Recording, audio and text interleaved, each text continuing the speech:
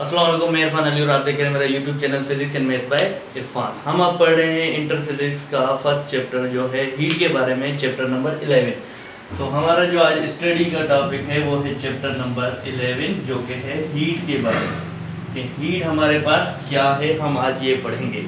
तो सबसे पहले देखें हीट का हमें ओल्ड कॉन्सेप्ट आना चाहिए कि हीट हमारे पास ओल्ड कॉन्सेप्ट में क्या थी और हम उसको क्या कहते थे। तो यहाँ पर आते हैं ओल्ड कॉन्सेप्ट ऑफ हीट।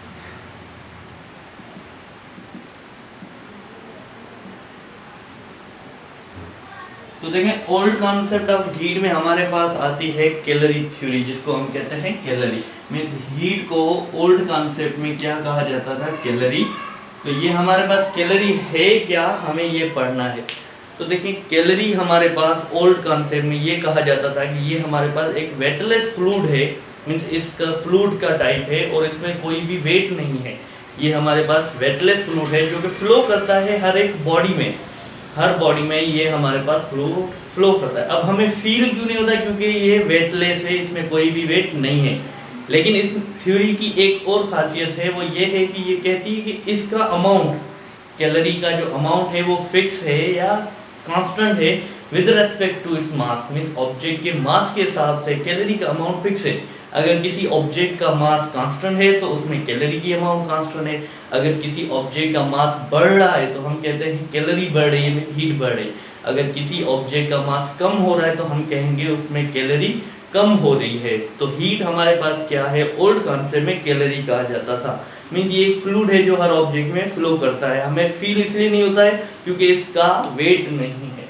तो अगर हम इसकी डेफिनेशन लिखें, a weightless fluid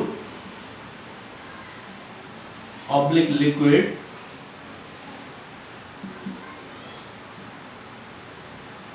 which flows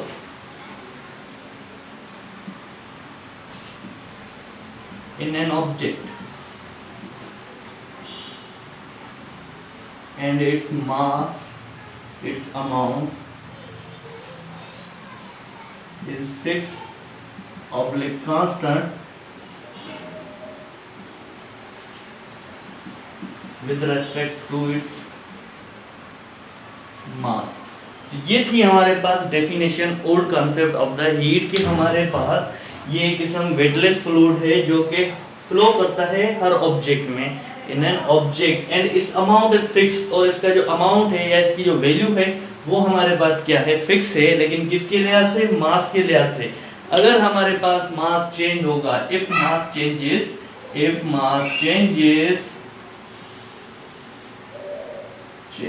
calorie changes.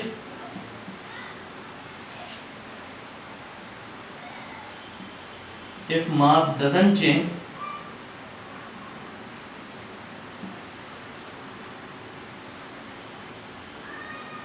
calorie does not change।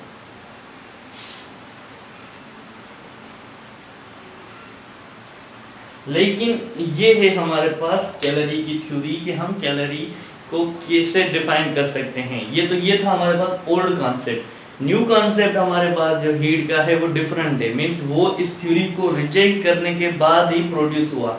अब ये हमारे पास रिजेक्ट किस तरह हुआ, तो एक हमारे पास काउंट रॉमफोर्ड थे जो कि एक एक्सपेरिमेंट कर रहे थे। क्या नाम था उनका, काउंट रॉमफोर्ड थे। वो एक एक्सपेरिमेंट कर रहे थे। सडनली एक उन्होंने मेटालिक प्लेट ली। इनको क्या ले रहे थे, एक मेटल की प्लेट ले रहे थे। अगर हम उसको देखें तो ये क्या थी, उन्होंने एक मेटालिक प्लेट ली थी और इस प्लेट पे उन्होंने क्या किया, ड्रिल को चलाना शुरू किया। मींस यहाँ पे अगर मैं देखूं तो प्लेट पे उन्होंने एक ड्रिल चलाना शुरू की। अब वो जो ड्रिल थी वो डल ड्रिल ली। इन्होंने क्या किया था, इन्होंने एक डल ड्रिल को एक मेटालिक प्लेट पे चलाना शुरू किया। मींस ये ड्रिल जो है वो इस मेटालिक प्लेट पे इस तरह चलना शुरू हो गई।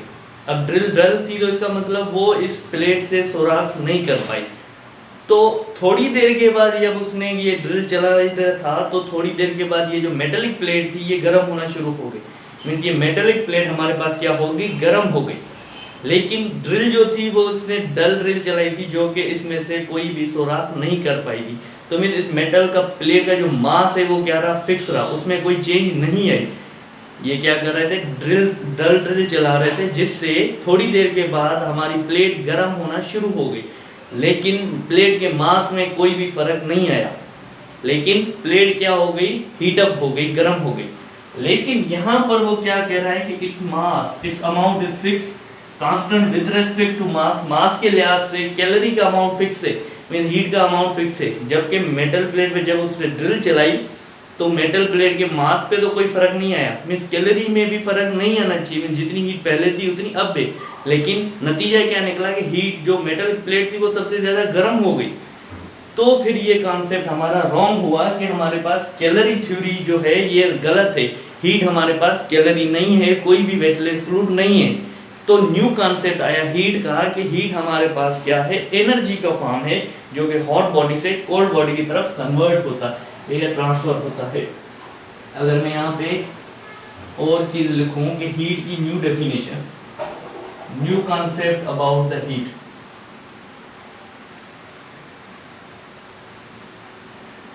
ये मेरे पास हेडिंग आ गई कि new concept of the heat क्या है। तो सबसे पहले अगर मैं यहाँ पे लिखूं डेफिनेशन हीट की, तो न्यू कॉन्सेप्ट में जो डेफिनेशन की हीट है वो क्या, it is form of energy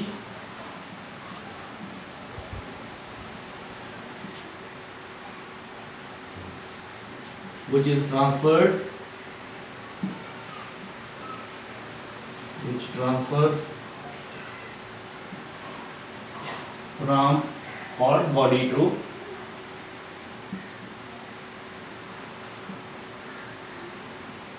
अब ये क्या है, हमारे पास हीट जो है न्यू कॉन्सेप्ट में हमारे पास एनर्जी का एक फॉर्म है, जो कि हमारे पास क्या होता है, हॉट बॉडी से कोल्ड बॉडी की तरफ ट्रांसफर होता है।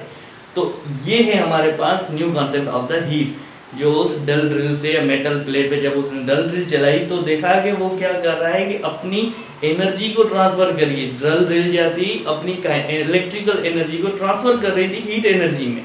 तो वो हमारे पास क्या हुआ कि कन्वर्जन ऑफ एनर्जी हुई।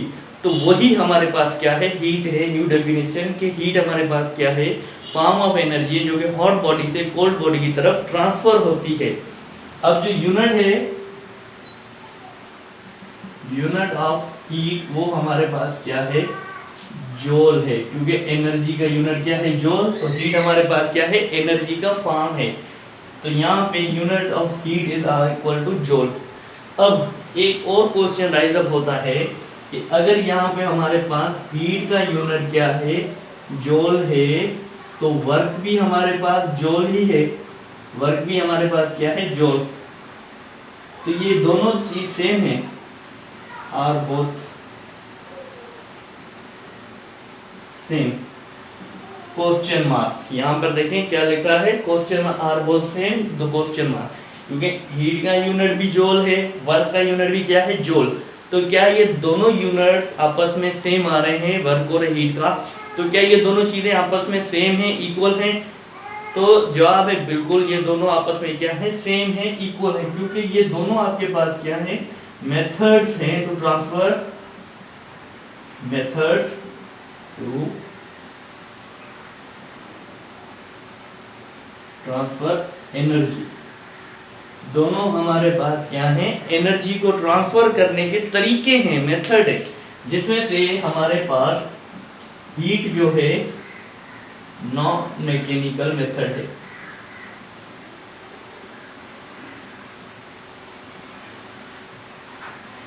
नॉन मैकेनिकल मेथड, जबकि हमारे पास वर्क क्या है, मैकेनिकल मेथड है।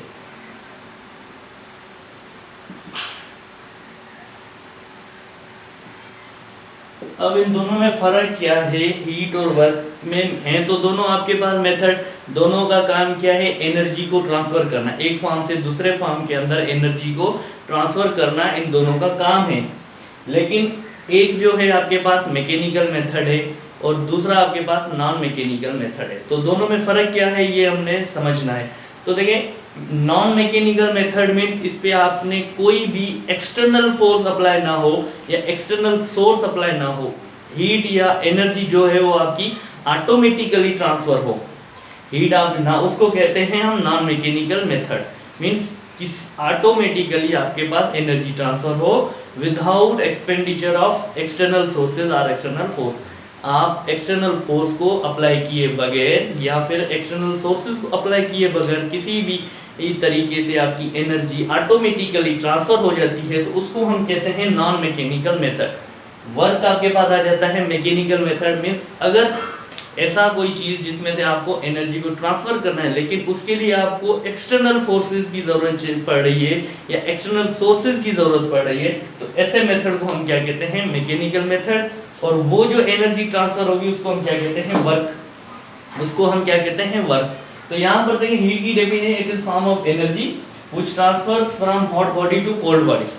ये ऑटोमेटिकली कि आपके पास हीट जो है हॉट बॉडी से कोल्ड बॉडी की तरफ ऑटोमेटिकली ट्रांसफर होगी। ये क्या है आपके पास एनर्जी का फॉर्म है या मेथड है। हीट वो क्या है एनर्जी को ट्रांसफर करता है हॉट बॉडी से कोल्ड बॉडी की तरफ विदाउट एक्सटर्नल फोर्स के या एक्सटर्नल सोर्स के अप्लाई के। लेकिन वर्क जो है वो हमारे पास क्या है मैकेनिकल मेथड है, उसमें हमें एक्सटर्नल फोर्सेस अप्लाई करनी पड़ती हैं। फॉर एग्जांपल ये यहाँ पे एक मैंने ऑब्जेक्ट लिखा है, इस ऑब्जेक्ट के पास क्या फिलहाल पोटेंशियल एनर्जी है। अब मैं क्या करता हूँ इस ऑब्जेक्ट को यहाँ से फोर्स अप्लाई करता हूँ, ये मेरे पास क्या है एफ एक्सटर्नल।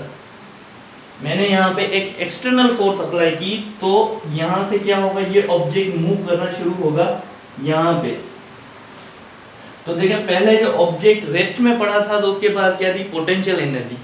जब आपने इसको एक्सटर्नल फोर्स अप्लाई की तो इसमें आपके पास क्या आ गई स्पीड आ गई, वेलोसिटी आ गई, तो आपके पास मोशन आ गई। तो मोशन के वर्चू जो भी आपके पास एनर्जी है उसको आप क्या कहते हो काइनेटिक एनर्जी।